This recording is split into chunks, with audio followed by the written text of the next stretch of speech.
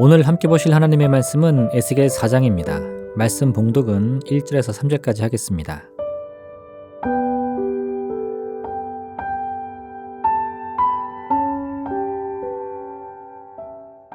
너 인자야, 토판을 가져다가 그것을 내 앞에 놓고 한 성읍 곧 예루살렘을 그 위에 그리고 그 성읍을 에워싸되 그것을 향하여 사다리를 세우고 그것을 향하여 흙으로 언덕을 쌓고 그것을 향하여 진을 치고 그것을 향하여 공송퇴를 둘러 세우고 또 철판을 가져다가 너와 성읍 사이에 두어 철벽을 삼고 성을 포위하는 것처럼 에워싸라.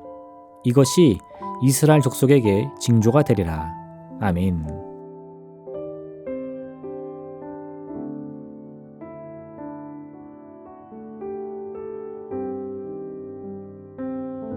오늘 하나님께서는 에스겔에게 특이한 행동을 할 것을 명령하십니다. 하나님께서 명령하신 행동은 매우 구체적이었습니다. 토판에 예루살렘을 그리고 그 주위에 사다리를 세우고 흙으로 언덕을 쌓고 진을 치고 공송퇴를 두르라 말씀하십니다. 또한 390일 동안은 왼쪽으로 누워있고 40일 동안은 오른쪽으로 누워있어야 합니다. 여러 곡식으로 떡을 만들고 하루 20세겔씩 먹고 물은 6분의 1 흰씩 마십니다. 이런 행동들을 통해 에스겔이 이룰 수 있는 것은 무엇이 있을까요? 사실 아무것도 없습니다. 에스겔이 행하는 기이한 일들은 무엇인가를 성취하기 위한 어떤 의식이 아닙니다. 에스겔의 행동은 앞으로 유다의 백성들에게 일어날 일들을 미리 보여주는 하나의 상징적인 행동인 것입니다. 즉 에스겔은 그저 광대 역할에 불과합니다.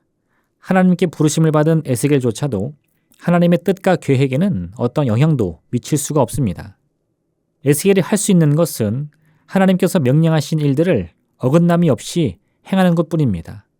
설령 그가 날수를 착각하거나 여러 환경이 어려워서 하나님께서 주신 말씀을 그대로 행하지 못한다 할지라도 하나님이 이스라엘 향해서 행하실 일들은 결국 바뀔 일이 없을 것입니다. 하나님과 에스겔은 서로 영향을 주고받는 관계가 아니라 하나님께서 일방적으로 에스겔에게 명령을 내리고 계신 것입니다. 상징 행동은 바로 이러한 것입니다. 하나님의 부르심을 받고 특별하게 쓰임을 받는 선지자들조차도 실은 하나님의 계획과 섭리를 조금도 벗어날 수 없습니다. 결국 하나님의 택하심을 받았다고 해서 우리가 사람들 앞에서 자랑할 것은 아무것도 없는 것입니다. 너희 중 누구에게 밭을 갈거나 양을 치거나 하는 종이 있어 밭에서 돌아오면 그대로 곧 와 앉아서 먹으라 말할 자가 있느냐? 도리어 그대로 내 먹을 것을 준비하고 띠를 띠고 내가 먹고 마시는 동안에 수종 들고 너는 그 후에 먹고 마시라 하지 않겠느냐? 명한 대로 하였다고 종에게 감사하겠느냐? 이와 같이 너희도 명령받은 것을 다 행한 후에 이르기를 우리는 무익한 종이라 우리가 하여야 할 일을 한 것뿐이라 할지니라. 이처럼 성경의 말씀은 우리의 창조주이신 하나님과 우리 인간의 절대적인 차이를 늘 우리에게 일러줍니다. 하나님과 우리는 본질적으로 다른 존재인 것입니다. 그런데 이런 질적인 차이에도 불구하고 성경은 계속해서 하나님이 우리와 가까이 계신 분임을 또한 말씀합니다. 만군의 여호와께서 우리와 함께 하시니 야곱의 하나님은 우리의 피난처시로다. 보라, 처녀가 잉태하여 아들을 낳을 것이요 그의 이름은 임마누엘이라 하리라 하셨으니 이를 번역한즉 하나님이 우리와 함께 계시다 함이라. 하나님은 우리 인간과는 본질적으로 다른 분이십니다. 하지만 그것이 하나님께서 우리와 멀리 계시다는 의미는 결코 아닙니다. 하나님은 우리와 다르지만 또한 우리와 함께 하십니다. 즉 성경이 말하고자 하는 바는 이것입니다. 우리와는 다른 창조주께서 우리 인간과 함께하기를 원하신다는 사실 말입니다. 그럼 어떻게 하면 본질이 서로 다른 창조주와 피조물이 서로 함께할 수 있습니까? 그 방법은 오직 믿음뿐입니다. 우리 인간은 우리의 생각과 사고의 방식으로는 결코 하나님을 이해할 수 없습니다. 하나님께서 행하시는 일들이나 우리에게 주시는 말씀의 의미를 이해하고 파악할 수 없습니다. 그래서 때로 어떤 사람들은 자신들이 아무리 생각을 해보아도 하나님과 같은 분은 존재할 수 없다고 말합니다.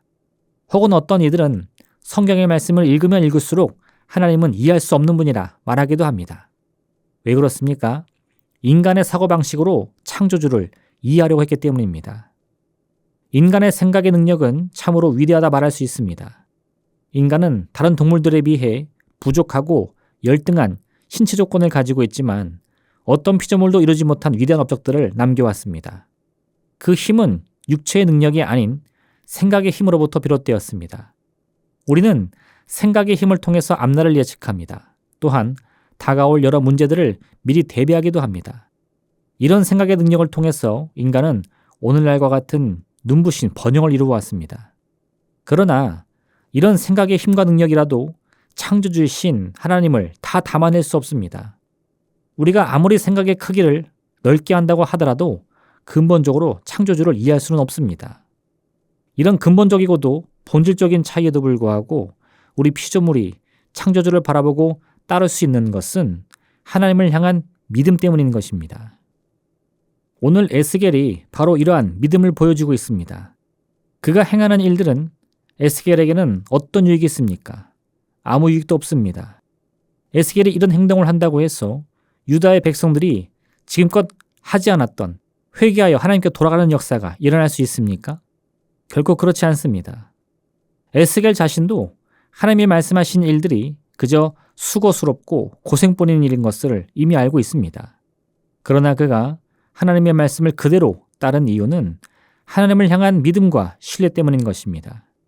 하나님과 우리의 관계는 본질적으로 이루어질 수 없는 깨어진 관계였지만 하나님께서 모든 권세와 능력을 총동원하여 이 관계를 회복시켜 주셨습니다. 에스겔은 이러한 인류를 향한 하나님의 사랑을 믿고 참으로 기이하게 들리기까지 하는 오늘 이 본문의 말씀들을 다 그대로 순종한 것입니다. 오직 믿음만이 피조물인 우리 인간이 창조주이신 하나님을 바라볼 수 있는 유일한 방법입니다. 믿음이 없이는 하나님을 기쁘시게 하지 못하나니 하나님께 나아가는 자는 반드시 그가 계신 것과 또한 그가 자기를 찾는 자들에게 상 주시는 이심을 믿어야 할지니라.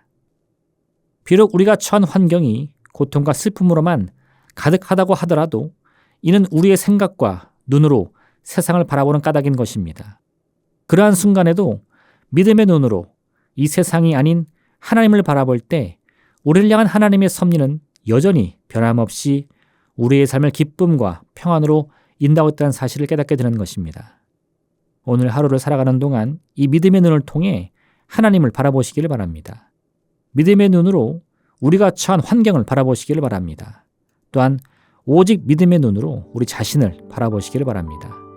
지금껏 보지 못했던 하나님의 손길이 보일 것입니다. 그 손길은 반드시 우리를 승리와 축복과 생명으로 인도해 주실 것입니다. 이 귀한 복을 믿음으로 누리고 믿음으로 성취하는 귀하고 복된 하루 되시기를 주님의 이름으로 부탁드립니다. 기도하겠습니다. 사랑의 하나님 아버지, 오늘 하루도 오직 믿음으로 살아가는 우리가 되게 허락하여 주옵소서.